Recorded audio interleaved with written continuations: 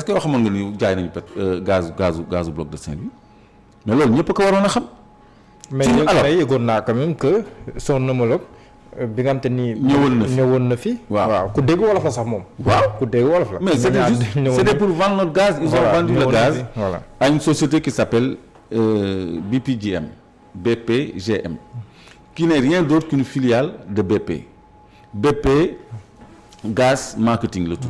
Filiale du BP boobu moom moo signé SPA boobu. Accord de vente et d'achat boobu. Exclusivement. Donc léegi négociation yi nga xam ni moom la ñuy woo Macky Sall bu fekkee ni ñoom jox nañu BPGM la totalité de la production déjà kon ñoom signé nañu ay engagements financiers État du Sénégal li tax ñu convoqué ko G7 je dis pas invité ñu convoqué ko G7 du Allemagne moo si jàpp waaw defal ndànk Allemagne bu bëggee gazu Sénégal les gaz Sénégal jaay nañ ko British jaay nañ ko Britannique yi ba pare léegi ki ko jaay ki signé contrat boobu mais moom moo war a renégocier pour ñeneen ñi mën ci am seen cër pourquoi ñoom négocier wuñu ak British directement ak britannique yi seen homologue européen lañu mënoon nañu jéggi mais dafa am yeneen facilitation yu ñu bëgg yoo xam ni fii lañ ko mën a amee ci ñun parce que ñun ñooy pays producteur moo tax ñun ñu war a tirer le maximum notre épingle du jeu ci situation bu ni mel bon gaz boo xam ni Sénégal ak Mauritanie ñoo ko bokk mais pourquoi demuñu Mauritanie pourquoi invité wuñu le président mauritanien en même temps Macky Sall rek mooy dem pourquoi c'est un GTA le bloc bi tudd Grande Tortue Ahmeyim Ahmeyim moo nekk côté mauritanien Ahmeyim 1 2 Gëmbël moo nekk côté Sénégal gars yi transformé ko Grande Tortue Ahmeyim donc GTA mais Macky Sall mooy piloté loolu yëpp donc moom war na mën a fexe nu ci Sénégal gisee boppam mais li ma ragal mooy moom mu téye ko comme un moyen de se faire imposer au Sénégal par les Européens parce que tey jii Européens yi jaral na leen lu ne pour ñu teg loxo ci gazu Sénégal. donc avec cette déclaration. kon jaral na leen lu ne. jaral na leen ñu imposer ñu Macky Sall tubaab. il risque de nous imposer Macky Sall pour am des facilitations d'approvisionnement en gaz c'est pour ça qu'on a fait une déclaration mu ngi mel ni Sergueï Lavrov bi mu ne la Russie s'intéressait au gaz du Sénégal boobu mooy jamono ji Macky Sall yónnee Mankeur Ndiaye pour mu négocier ak Gazprom. Lavrov moom mooy le ministre des affaires étrangères russes waaw des affaires étrangères russes parce que am na jamono en 2017 ñu yónni Mankeur Ndiaye pour mu négocier ak Gazprom les 25% restants yi nga xam ne jaayaguñ ko woon BP. donc Sergueï defoon déclaration boobu moo monteloo les actifs en bourse ñu koy doog a jaay BP à un prix beaucoup plus cher. parce que lañ ko woon ni kat Russie de say concurrents ils sont intéressés dem nañu wax nañoo ak ñoom. donc ñoom ils ont payé beaucoup plus cher les 25% d'actifs restants yi nga xam ni Aliou Sall ak Franck Timis ñoo ko reteniroon. dans ce bloc là il y a trop d'histoire si tout est imbriqué c'est une mafia boo xam ni. Et puis le président Macky Sall a toutes les raisons de s'arc-bouter au pouvoir parce que dossier boobu kese suul na ko moom ak ay mbokkam ak ñi ko wër parce que li ci nekk yëpp dañ ko xam ba noppi dafa def l'objet de rapports d'enquêteurs de corps de contrôle comme l'inspection générale d'État qui dans son rapport numéro 92 dafa cibler normalement les décrets pris par Macky Sall ni décret yi baaxul parce que compagnie bi ngeen jox licence bi remplirul les critères techniques et financiers donc annulé ko mu bañ donc frère am ñu tudd ko ci tu as vu l'affaire Petrotim frère am compagnie d'aviation Sahel Aviation bi ñu créé Petrotim juillet mu créé compagnie d'aviation Aliou Sall fu muy jëlee ay avions yu naaw. d'accord léegi bu ñu mënee ñëwaat tuuti. Sénégal kon dafay positionné wu comme benn alternative à l'Allemagne à l'Union européenne pour contrer un peu wala pour contourner un peu le gaz russe loolu itam est-ce que du mettre le Sénégal dans une situation je ne dirais pas conflit mais diggante moog Russie est-ce que du mënul xajam foofu. non suñu diggante ak Russie est-ce que neex na. parce que depuis visitu Mankeur Ndiaye boobu ma lay wax. waaw bi ñu. diggee woon Russie suñu 25% yi. mais ci la am un coup de froid entre les deux pays entre Macky Sall et Poutine ça je l'avais dit parce que ñoom dañ ko vivre comme une trahison parce que ça n'a servi qu'à faire monter les enchères en bourse les prix pour jaay au prix fort BP les 25%. Donc loolu Russie ils l'ont en travers de la gorge.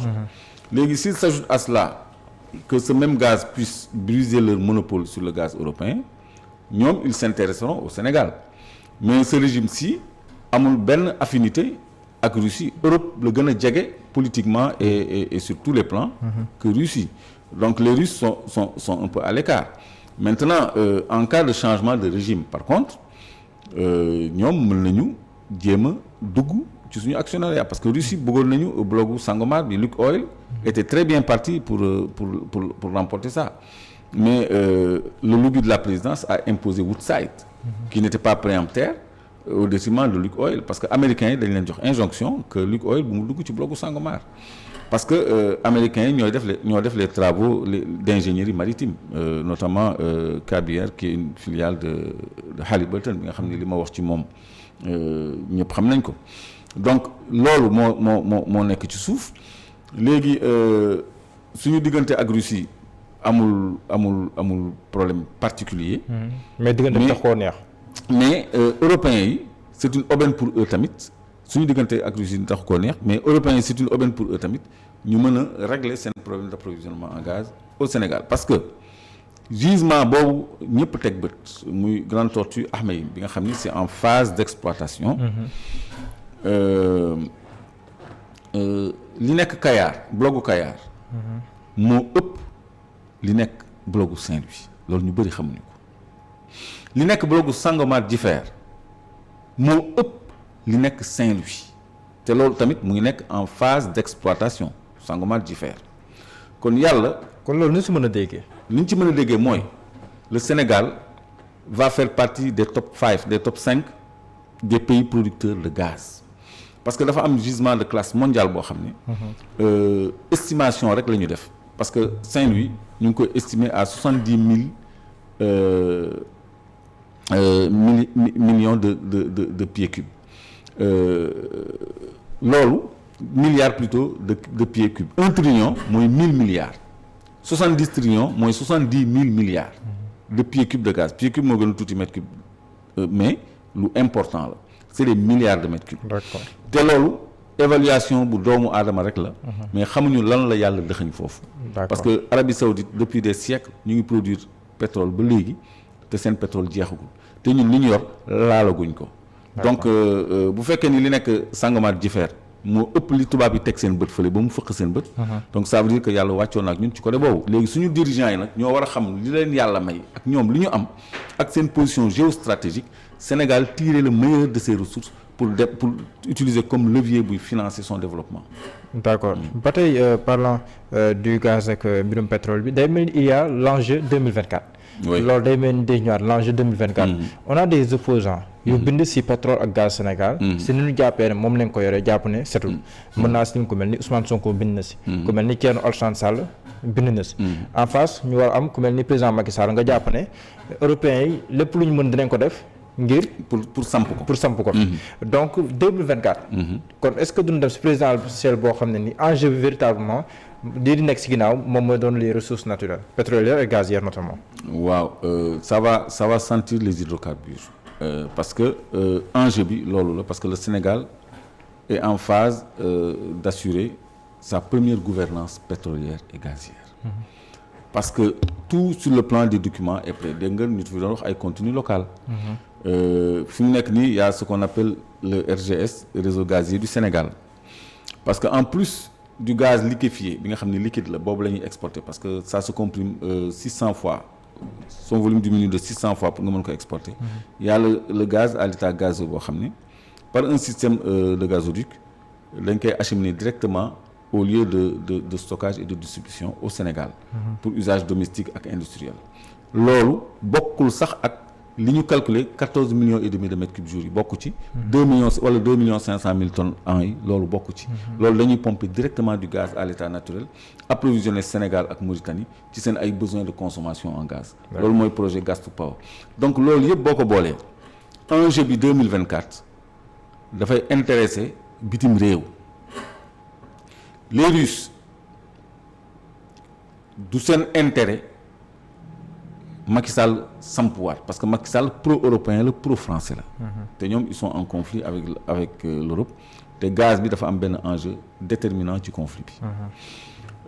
Européens yi ils n'ont pas intérêt à ce que Ousmane Sonko soit président de la République parce que dafa am une attitude souverainiste donc moom aussi war na sóoraale loolu ci trajectoire politique am parce que même bu xalaatul ay affaire gaz hydrocarbures bitim réew ñu ngi xalaat affaire gaz hydrocarbures surtout que quand c'est lié à la sécurité des pays européens ñoom duñu lésiner sur rien du tout pour am li ñu bëgg parce que démocratie bi ñuy wax day fekk en Europe quand on parle de démocratie c'est que seen intérêt c'est pas un jeu. Oui. Parce que ñëpp gis nañu Jean Bédel Bokassa. C'était un empereur c'était un dictateur. Giscard d'Estaing moo ko doon soutenir mu koy may ay diamants def ay affaires yu opulentes. Mobutu Sese Seko il a été soutenu par la France. Omar Bongo c'était pas un démocrate il a été soutenu par la France. Idriss Déby il a eu combien de mandats il a été soutenu par la France. Absolument. Parce que ay intérêt France moo tax. Ouattara il a fait un 3e mandat. avec l'onction de la France. Alpha Condé il a eu un 3e mandat même après bu ñu ko balee il a eu un 3e mandat parce que loolu France la neex. donc ñoom tant que seen intérêt mu ngi en jeu du ñu xool ay aspects démocratiques. léegi lu mel ni te fii pour conclure fii am na ay prémices yu fi am yoo xam ni population bi ñoo ko exprimé ci événement de mars yi. Oui. On s'est attaqué pour la première fois à des symboles à des enseignes de puissance étrangère notamment la France. te loolu leçon bu ñuy jàngat la ci contexte boo xam ne la France perd pied en Afrique parce que Mali il y a un vent de souveraineté qui souffle là-bas et de panafricanisme weddi nañu France d'ailleurs ils ont plié bagage dem nañ dàq nañ leen. Burkina ak Niger c'est le même vent qui souffle même au niveau du Sénégal au niveau de la conscience jeune il y a cet état d'esprit là. Donc ñoom bëgguñu pour rien au monde Sénégal basculer dans la souveraineté nga xam ni ku fi nekk day bëgg défendre d'abord intérêt Sénégal. Avant intérêt étranger. Mais suñu amee président boo xam ne day défendre d'abord intérêt tubaab yi avant suñu intérêt. ñoom dañ koy fi samp imposer. lu mel noonu Sonko lan la si war a déggee ak ban taxawaay la war a am en perspective. gis nga en dehors de Sonko dafa interpeller tous les hommes politiques. Thierno Alassane Sall il a été ministre de l'énergie. Oui. Chargé du pétrole.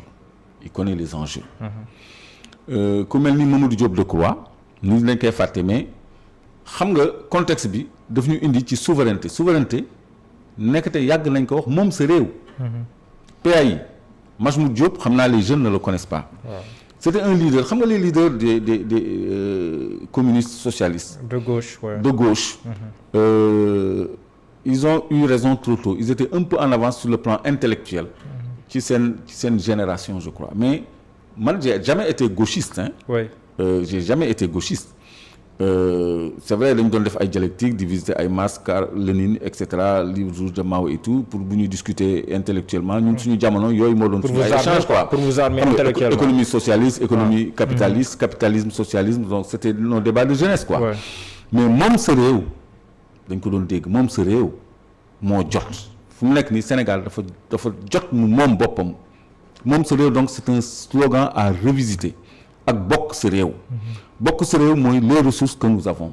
mais am na ku koy théoriser dañuy wax Sonko wax Thierno Alassane Sall mais docteur Abdourahmane Diouf booy xool si ay kàddoom ba sax téere bi mu bindoon loolu daf siy feeñ. Très bien kon maanaam ñu prioriser le sénégalais si kaw keneen tekkiwul bañ keneen ki. back to roots. Voilà donc dañuy retourner à la source. parce que source bi mooy PAI cette génération là docteur Abdourahmane Thierno Alassane Ousmane Sonko. ak seen mag Mamadou Diop Decroix nga xam ni moom ci génération PAI la jógee. ci école de gauche la jógee. te ñoom dañu am tout le temps cette préoccupation souverainiste que nous ne comprenions pas man su ma doon dégg Majmout naan moom sa réew bokk sa réew bon. Wow. Pour moi c'était des ça ne vous parlait pas ça ne vous parlait pas quoi. Mais maintenant je comprends tout à fait. moo tax ñoom ils ont eu de l'avance je comprends tout à fait. Le sens de ce slogan là. Parce que jot nañu moom suñu réew jot nañu bokk li ñu moom. jot nañu bokk li ñu moom donc bokk suñu réew. parce que man mon prédécesseur ci débat bi sur les ressources naturelles tu sais c'est qui il y avait un candidat à la présidentielle de 2003 qui s'appelait docteur Omar Wane. je lui rends hommage. Présidentielle 2000. De 83. Ah 83 parce que en 1983. 2003 nga wax. Je me suis trompé. Ouais. man je prends de l'âge je fais des lapsus yoo xam ne su ma dégluwaatee sama bopp laa koy dégg quoi. non yooyu day am merci de m'avoir rectifié c'est 1983 élection présidentielle de 1983. Il y avait un candidat qui s'appelait docteur Omar Wane il est décédé maa ngi koy jaale mbokkam di ko rendre hommage également. parce que ci biir campagne bi dafa doon wax Sénégal am na or maa ko wax Sénégal am na pétrole ça paraissait si surréaliste. waaw pour yéen dañ ko doon reetaan quoi. Ouais. Avec son accent alpulaar là. On l'a presque tourné en dérision quoi moo neexaloon campagne bi. comme Madické Niang rek ay fii maa ko tojog donc on s'est voilà on s'en délectait presque quoi. Ouais. Alors qu'il disait vrai li mu doon wax yëpp dëgg la mais il avait on a toujours tort d'avoir raison très tôt. On a tort d'avoir raison trop tôt parce que loolu mënu woon dugg ci entendement sénégalais yi que Sénégal am na or Sénégal am na pétrole Sénégal am na fer Sénégal am na lii donc c'est bon léegi ñu interpeller waat l'histoire parce que man j'ai eu un précurseur c'est docteur Omar Wane mais la théorie de moom sa réew bokk sa réew Majmout Diop la et son prolongement Mamadou Diop Decroix. Maintenant, il est heureux que des jeunes comme Abdourahmane Diouf, docteur Abdourahmane Diouf, Ousmane Sonko et Thierno Alassane Sall et tous les autres ñi nga xam ni am nañu préoccupation ñu moom suñu réew. ba noppi bokk li ñu moom surtout bokk li ñu moom. dafa jot ñu bokk li ñu moom. parce que du yoon li ñëpp bokk benn groupuscule jël ko aakimoo ko askan bi di sonn loolu moo fi war a jóge donc patriotisme boobu. esprit de souveraineté boobu loolu vraiment la ñu soxla Sénégal te loolu tubaab yi bëgguñu ko fi. képp ku koy prôné na nga pare xam ni xeex bi dana metti te askan bi aussi la ñu pare xam ni Macky Sall il se peut qu'on nous l'impose. kon bu ñu ko fi bëggee jëlee te constitution nee na moom pare na donc déjjati lay doon mais du doon loo xam ni ay négociation lay doon wala ay waxtaan wala ay carte.